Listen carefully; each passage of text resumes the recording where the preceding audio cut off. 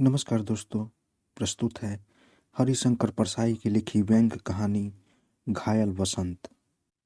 कल वसंतोत्सव था। कवि वसंत के आगमन की सूचना पा रहा था। प्रिय, फिर आया मादक वसंत।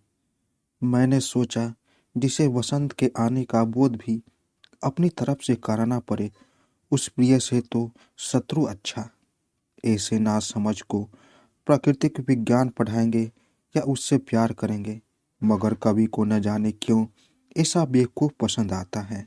कवि मग्न होकर गा रहा था, प्रिय फिर आया मादक वसंत। पहली पंक्ति सुनते ही मैं समझ गया कि इस कविता का अंत हा हंत से होगा, और हुआ अंत संत दिगंत आदि के बाद। सिवा हा हंत के कौन पद पूरा करता, तुक की यही मजबूरी है। लीक के छोर पर यही गारा गढ़ा होता है। तुक की गुलामी करोगे तो आरंभ चाहे वसंत से कर लो, अंत जरूर हम हंत से होगा। सिर्फ कवि ऐसा नहीं करता, और लोग भी, सयाने लोग भी इस चक्कर में होते हैं। व्यक्तिगत और सामाजिक जीवन से तुक पर तुक बिछाते चलते हैं, और वसंत से शुरू करके हा हंत पर पहुंचते हैं। तुर्के बराबर फिट बैठती है, पर जीवन का आयोग निकल भागता है। तुके हमारा पीछा छोड़ ही नहीं सकती। हाल ही में हमारी समाजवादी सरकार के अर्थ मंत्री ने दवा सोना निकालने की जो अपील की, उसकी तुक शुद्ध सर्वोदय से मिलाई। सोना दबाने वालों, देश के लिए स्वेच्छा से सोना दे दो। तुक उत्तम प्रकार की थी। सांप तक का दिल नहीं दुखा, पर सोना 4 हाथ और नीचे चला गया। आखिर कब तक हम तुक को गीतांजलि देंगे, कब बेतुका चलने की हिम्मत करेंगे। कवि ने कविता समाप्त कर दी थी। उसका हा हंत आ गया। मैंने कहा, धत तेरी की, 7 तुर्कों में ही टे बोल गया। राष्ट्रकवि इस पर कम से कम 51 तुर्के बांधते। 9 तुर्के तो उन्होंने चक्र पर बांधी है। देखो यशोधरा पृष्ठ 13 पर तो तुझे मुझे क्या बताएगा कि वसंत आ गया। मुझे तो सुबह से ही मालूम है। सवेरे वसंत ने मेरा दरवाजा भी खटखटाया था। मैंने रजाई ओढ़ सो रहा था। मैंने पूछा, कौन जनाब आया। मैं वसंत। मैं घबरा उठा। जिस दुकान से सामान उधार लेता हूँ, उसके नौकर का नाम भी वसंत लाल है। वह उधारी वसूल करने आया था। कैसा नाम और कैसा काम करना पड़ता है इसे। इसका नाम पतझड़ दास या तुषार दास होना था। बसंत अगर उधारी वसूल करता फिरता तो किसी दिन आनंदकर थानेदार मुझे गिरफ्तार करके ले जाएगा, और अमृतलाल जल्लाद फांसी पर टांग देगा। बसंत लाल ने मेरा मुहूर्त बिगाड़ दिया। इधर से कहीं ऋतुराज बसंत निकलेगा तो वह सोचेगा कि ऐसे पास क्या जाना जिसके दरवाजे पर सवेरे ही उधारे वाले खड़े रहते हैं। इस बसंतलाल ने मेरा मौसम ही खराब कर दिया। मैंने उसे टाला और फिर ओढ़ कर सो गया। आंखें छप गई। मुझे लगा दरवाजे पर फिर दस्तक हुई। मैंने पूछा, कौन। जवाब आया, मैं वसंत। मैं खींच उठा। कह तो दिया कि फिर आना। उधर से जवाब आया, मैं बार बार कब तक आता रहूंगा। मैं किसी बनिए का नौकर नहीं हूँ, ऋतुराज बसंत हूँ। आज तुम्हारे द्वार पर फिर आया हूँ, और तुम फिर सोते मिले हो। अलाल अभागे उठकर बाहर तो देख।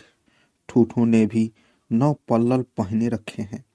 तुम्हारे सामने की प्रौढ़ नीम तक नवोदा से हाव भाव कर रही है, और बहुत बद्धी लग रही है। मैंने मुंह उघाड़ कर कहा, भाई माफ करना, मैंने तुम्हें पहचाना नहीं।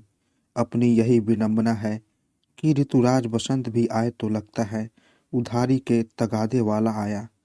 उमंगो तो मेरे मन में भी है, पर यार ठंड बहुत लगती है। वह जाने के लिए मुड़ा।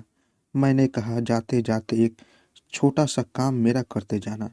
सुना है तुम उबर खाबर चेहरे को चिकना कर देते हो, फेसलिस्टिक के अच्छे कारीगर हो, तो जरा यार मेरी सीढ़ी ठीक करते जाना, उखड़ गई है। उसे बुरा लगा। बुरा लगने की बात है। जो सुंदरियों के चेहरे सुधारने का कारीगर है, उसे मैंने सीढ़ी सुधारने के लिए कहा। वह चला गया। मैं उठा और शाल लपेटकर बाहर बरामदे में आया। हजारों सालों के संचित संस्कार मेरे मन पर लदे हैं। टनों कभी कल्पनाएं जमी हैं। सोचा बसंत है तो कोयल होगी ही, पर न कहीं कोयल दिखी, न कहीं उसकी कूक सुनाई दी।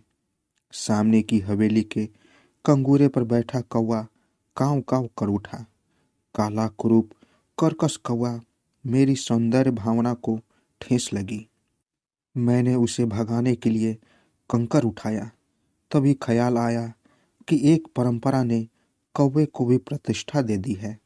यह वीरहीन को प्रियतम के आगमन का संदेशा देने वाला माना जाता है। सोचा कहीं यह आसपास की किसी वीरनही को प्रिय के आने का शगुन न बता रहा हो। मैं वीरनियों के रास्ते में कभी नहीं आता। पतिव्रताओं से तो बहुत डरता हूँ। मैंने कंकर डाल दिया। कौवा फिर बोला, नायिका ने सोने से उसकी चोंच मरने का वायदा कर दिया होगा। शाम की गाड़ी से अगर नायक दौरे से वापस आ गया तो कल नायिका बाजार से आने वाले सामान की जो सूची उसके हाथ में देगी उसमें 2 तोले सोने भी लिख देना होगा। नायक पूछेगा, प्रिय सोना तो कब काला बाजार में मिलता है, लेकिन कब तुम सोने के क्या करोगी? नायिका लजाकर कहेगी, उस कौवे की चोंच मढ़ना है जो कल तुम सवेरे तुम्हारे आने का शगुन बता गया था। तब तक नायक कहेगा, प्रिय तुम बहुत भोली हो। मेरे दौरे का कार्यक्रम यह कौवा थोड़े ही बताता है। वह कौवा बताता है जिसे हम बड़ा साहब कहते हैं।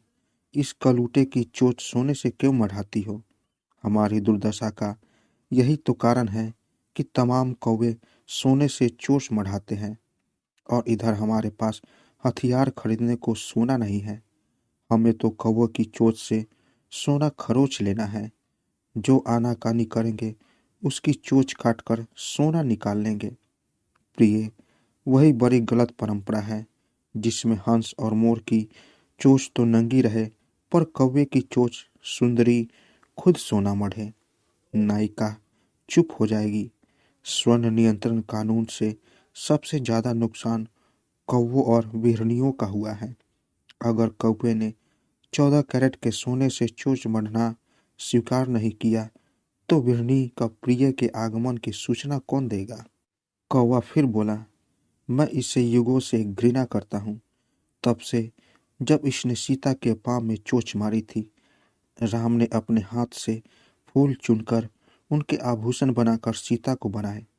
इसी समय इंद्र का बिगड़ैल बेटा जयंत आवारा गर्दी करता वहां आया और कौवा बनकर सीता के पाँव में चोंच मारने लगा। ये बड़े आदमी के बिगड़ैल लड़के हमेशा दूसरों का प्रेम बिगाड़ते हैं। यह कौवा भी मुझसे नाराज है क्योंकि मैंने अपने घर के झरोखों में गौरैया के घोंसले बना लेने दिए हैं। इस पर मौसम में कोयल कहाँ है? वह अमराई में होगी। कोयल से अमराई छूटती नहीं है, इसलिए इस बसंत में कौवे की बन आई है। वह तो मौका परस्त है, घुसने के लिए पोल ढूंढता है। कोयल ने उसे जगह दे दी है। वह अमराई की छाया में आराम से बैठी है और इधर हर ऊंचाई पर कौवा बैठा कांव कांव कर रहा है। मुझे कोयल में के पक्ष में उदास पुरातत्व प्रेमियों की आह भी सुनाई देती है। हाय, अब ये अमराइया यहाँ कहाँ है कि कोयले बोले। यहाँ तो ये शहर बस गए हैं और कारखाने बन गए हैं। मैं कहता हूँ कि सर्वत्र अमराइया नहीं है तो ठीक ही नहीं है। आखिर हम कब तक जंगली बने रहते? मगर अमराइया और कुंज और बागीचे भी हमें प्यारे हैं। हम कल कारखानों को अमराई से घेर देंगे और हर मोहल्ले में बागीचा लगा देंगे। अभी थोड़ी देर है, पर कोयल को धीरज के साथ हमारा तो साथ देना था। कुछ दिन धूप तो हमारे साथ सहना था। जिसने धूप में साथ नहीं दिया वह छाया कैसे बांटेगी? जब हम अमराई बना लेंगे तब क्या वह इसमें रह सकेगी? नहीं। तब तक तो कौवे अमराई पर कब्जा कर लेंगे। कोयल को अभी जाना चाहिए। अभी जब हम मिट्टी खोदे, पानी सींचे और खाद दे, तभी तो उसे गाना चाहिए। मैं बाहर निकल पड़ता हूँ। चौराहे पर पहली बसंती साड़ी दिखी। मैंने उसे जानता हूँ। यौवन की एरी दिख रही है। वह जा रहा है, वह जा रहा है। अभी कुछ महीने पहले ही शादी हुई है। मैं तो कहता आ रहा था कि चाहे कभी ले रुखीरी यह डाल वसंत वासंती लेगी। उसने वसंत वासंती ले लिया। कुछ हजार में उसे वह बूढ़ा हो रहा है। पति मिल गया, वह भी उसके साथ है। वसंत का अंतिम चरण और पतझड़ साथ जा रहे हैं। उसने मांग में बहुत सा सिंदूर छुपा रखा है। जिसकी जितनी मुश्किल से शादी होती है, वह बेचारी उतनी ही बड़ी मांग भरती है। उसने बड़े अभिमान से मेरी तरफ देखा, फिर पति को देखा। उसकी नज़र में ठसक और ताना है, जैसे अंगूठा दिखा रही है कि ले, मुझे तो यह मिल ही गया, मगर यह क्या। वह ठंड से काँप रही है और शीशी कर रही है। वसंत में वसंती साड़ी को काँप कपी छूट रही है। यह कैसा वसंत है जो शीत के डर से काँप रहा है। क्या कहा था विद्यापति ने? सरस वसंत समय भल पाओ छी, दक्षिण पवन बहु धीरे। नहीं मेरे कवि, दक्षिण से मलय पवन नहीं बह रहा है। यह उत्तर से बर्फीली हवा आ रही है। हिमालय के उस पार से आकर इस बर्फीली हवा ने हमारे वसंत का गला दबा दिया है। हिमालय के उस पार बहुत सा बर्फ बनाया जा रहा है, जिसमें सारी मनुष्य जाति को मछली की तरह जमा कर रख जाएगा। यह बड़ी भारी साजिश है, बर्फ की साजिश। इसी बर्फ की हवा ने हमारे आते वसंत को दबा रखा है। यूँ हमें विश्वास है कि वसंत आएगा। सेली ने कहा, अगर शीत आ गई तो क्या वसंत बहुत पीछे होगा? वसंत तो शीत के पीछे लगा हुआ ही आ रहा है, पर उसके पीछे गर्मी भी तो लगी है। अभी उत्तर से शीत लहर आ रही है, तो फिर पश्चिम से लू भी तो चल सकती है। बर्फ और आग के बीच में हमारा वसंत फंसा है। इधर शीत उसे दबा रही है और उधर से गर्मी, और वसंत सिकुड़ता जा रहा है। मौसम की मेहरबानी पर भरोसा करेंगे तो शीत से निपटते निपटते लू तंग करने लगेगी। मौसम के इंतजार से कुछ नहीं होगा। वसंत अपने आप नहीं आता, उसे लाया जाता है। सहज आने वाला तो पतझड़ होता है। वसंत नहीं, अपने आप तो पत्ते झड़ते नहीं हैं। नए पत्ते तो वृक्ष का प्राण रस पीकर पैदा होते हैं। वसंत यूं नहीं आता। शीत और गर्मी के बीच से जो जितना वसंत निकाल सके निकाल ले। दो पाटों के बीच में फंसा है देश का वसंत। पाट और आगे खिसक रहे हैं। वसंत को बचाना है तो जोर लगाकर इन दोनों पाटों को पीछे ढकेलो।